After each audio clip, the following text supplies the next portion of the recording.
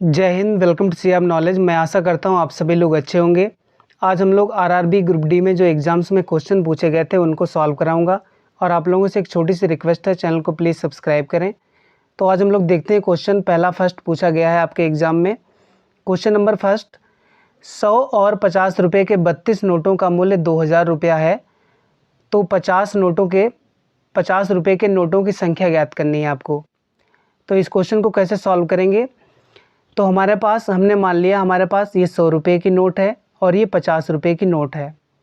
इसने टोटल नोटों की संख्या 32 बताई है। तो माना हमने 50 रुपये की जो नोटों की संख्या होगी वो x होगी, और जो 100 रुपये की जो नोटों की संख्या होगी वो 32 माइनस x होगी। तो हमारे पास जो धन बनकर आएगा 50x, ये 50x होगा। और जो हमारे पास जो 100 रुपये की नोटों का जो धन होगा वो 50, हम लोग 100 से इसको गुणा करेंगे तो कितना आएगा 3200 माइनस 100x। और ये बताया गया है कि 2000 रुपये जो नोटों का जो मूल्य बताया गया है या 2000 रुपया बताया गया है। यदि हम इसको और इसको ऐड कर दें, जोड़ दें, तो यह 2000 रुपये के बराबर होगा। हम लोग इसको ऐड करने के बाद 2000 रुपये के बराबर होगा। फिर हम लोग माइनस 100x प्लस 50x को ऐड करेंगे तो कितना आएगा माइनस 50x। और ये हम इस मान को 3200 को इधर ले जाएंगे तो कितना आएगा बराबर माइनस 1200।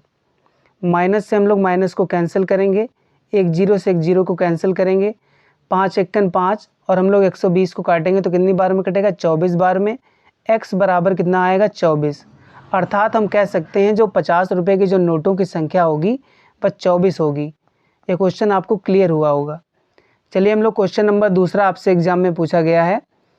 क्वेश्चन नंबर दूसरा आपसे पूछा गया है, x का 35% y के 40% के बराबर है, तो x y का अनुपात पूछा गया आपसे।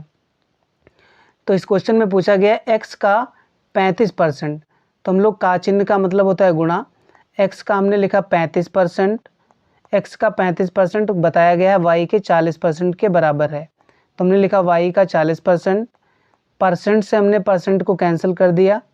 अब हम लोग 5 से काटेंगे, 5 सते 35 और 5 अठे 40, तो हमारे पास जो मान आएगा 7x बराबर 8y। और हम लोग क्या करेंगे, 8 को y को इधर ले आएंगे, x बटे वाई बराबर 8/7। तो x और y का जो रेशियो बनकर आएगा 8:7 आएगा, 8:7। आई होप यह क्वेश्चन आपको क्लियर हुआ होगा। चलिए हम लोग क्वेश्चन नंबर तीसरा आपसे पूछा गया है आपके एग्जाम में। क्वेश्चन नंबर तीसरा पूछा गया है, किसी घन की भुजा 4 सेंटीमीटर हो तो संपूर्ण पृष्ठीय क्षेत्रफल ज्ञात करो। इस क्वेश्चन में संपूर्ण पृष्ठीय क्षेत्रफल पूछा गया है। तो आपको पता होगा किसी भी घन का जो संपूर्ण पृष्ठीय क्षेत्रफल होता है वह 6a² होता है। भुजा इसमें दी गई है 4 सेंटीमीटर, भुजा इसने बताया है 4 सेंटीमीटर। अब हम लोग भुजा को यहाँ पर रखेंगे तो 6 गुणा, एक ही जगह पर हम लोग रखेंगे 4 का स्क्वायर, तो 4 और 4 की हम लोग गुणा करेंगे तो कितना आएगा 16। और 16 को हम जब लोग 6 से गुणा करेंगे तो कितना आएगा, 16 को 6 से गुणा करेंगे तो 96। तो जो घन का जो संपूर्ण पृष्ठीय क्षेत्रफल होगा वो 96 सेंटीमीटर स्क्वायर आएगा। क्वेश्चन नंबर हम लोग फोर्थ की बात करते हैं। चौथा क्वेश्चन आपसे एग्जाम में पूछा गया है, कोई धनराशि है चक्रवृद्धि ब्याज के 2 वर्ष में 8820 तथा 3 वर्ष में 9261 हो जाती है, तो ब्याज की दर निकालनी है आपको।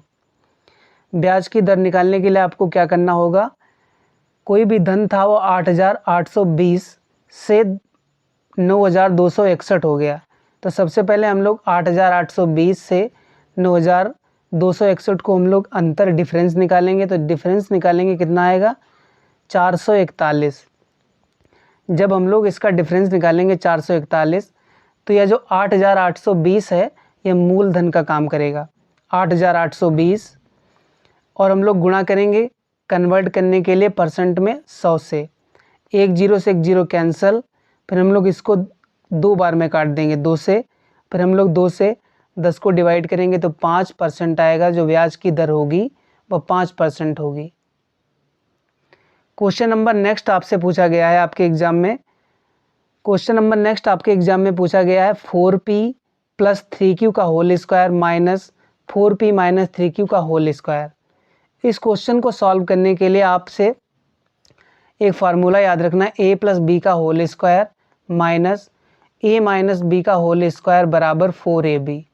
4ab तो हम लोग यहाँ पे रखेंगे 4ab, तो हम लोग यहाँ पे रखेंगे 4ab, तो हम लोग 4 a के स्थान पर दिया है 4p, तो हम लोग रखेंगे 4p और जो b के स्थान पर दिया है 3q, तो हम लोग यहाँ पर रखेंगे 3q।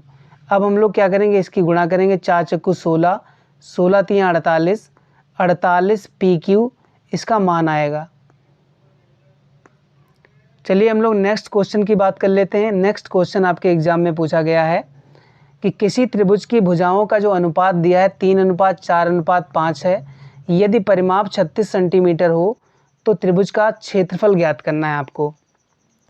त्रिभुज का क्षेत्रफल कैसे निकालेंगे, पहले तो हम लोग देखते हैं भुजाओं का जो अनुपात दिया है, कितना दिया है, 3:4:5 दिया गया है। परिमाप क्या होता है, परिमाप होता है तीनों भुजाओं का योग। यदि हम तीनों भुजाओं को ऐड कर दें तो यह परिमाप के बराबर होगा।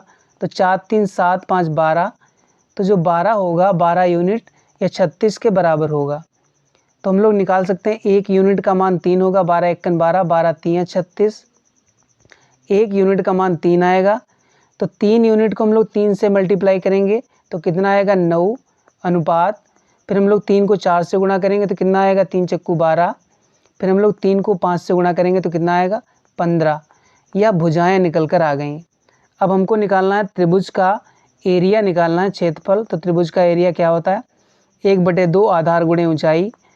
अब हम लोग आधार कितना है, 9, तो हम लोग यहाँ पर मान रख देंगे 9, और ऊंचाई कितनी है, 12, तो हम लोग यहाँ पर 12 रखेंगे। 2 से 12 को डिवाइड करेंगे तो कितना बार में जाएगा, 6 बार में। 9 और 6 की हम लोग गुणा करेंगे, 9 × 54। यह जो त्रिभुज का क्या है, क्षेत्रफल निकल कर आएगा। आई होप यह क्वेश्चन आपको क्लियर हुआ होगा।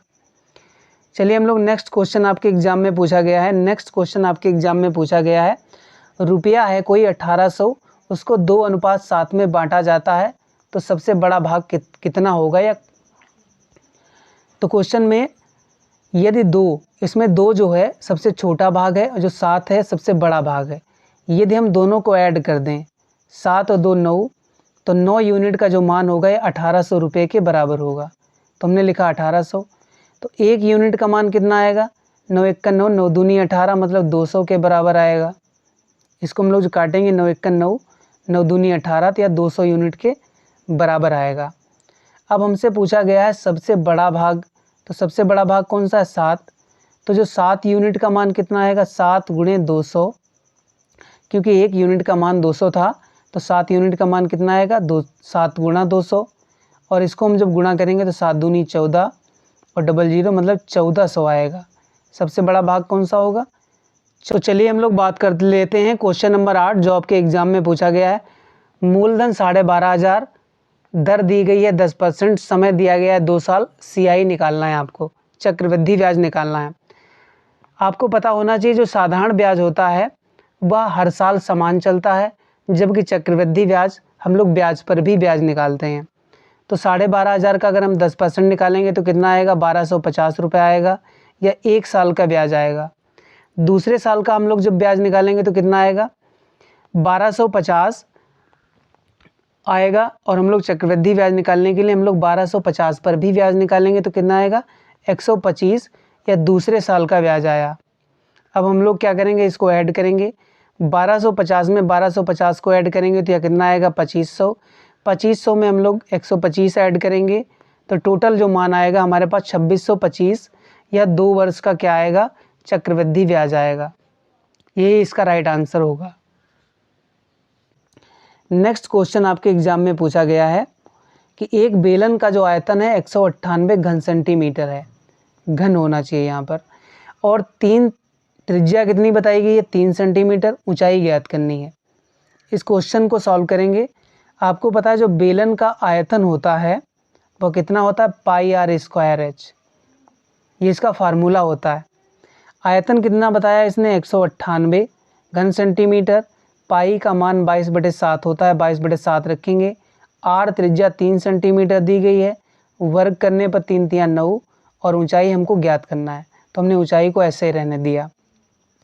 फिर हम लोग काटेंगे, 9 1 का 9, 9 दूनी 18 और 9 दूनी 18 22 बार में।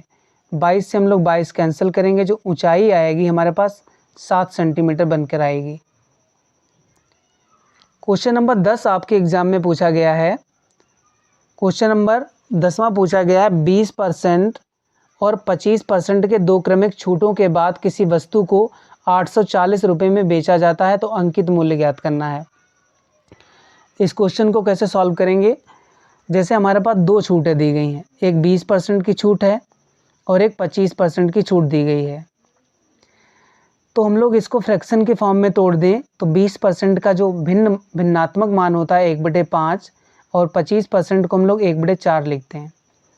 5 मूल मान होता है, 1 क्या छूट है, 4 इसका मूल मान है, 1 छूट है।